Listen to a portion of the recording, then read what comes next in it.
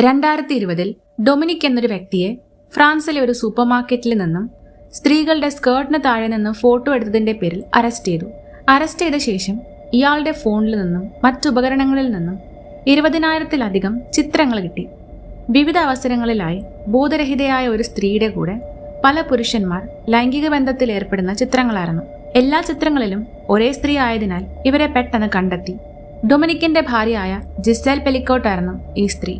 November 2, 2020 ഇവരെ സ്റ്റേഷനിൽ വിളിച്ചു വരുത്തി ഇവരുടെ ജീവിത രീതികളെപ്പറ്റി, സെക്ഷുവൽ ലൈഫിനെ പറ്റി പോലീസ് ചോദ്യം ചെയ്തു. കഴിഞ്ഞ കുറച്ച് വർഷങ്ങളായി നിരന്തരമായ തളർച്ച, ഉന്മേഷക്കുറവ്, ഓർമ്മക്കുറവ് ഇവയൊക്കെ സഫർ ചെയ്തതൊഴിച്ചാൽ തന്റെ ജീവിതത്തിൽ പരിപൂർണ സന്തുഷ്ടയാണെന്ന് ഇവർ പോലീസിനെ അറിയിച്ചു.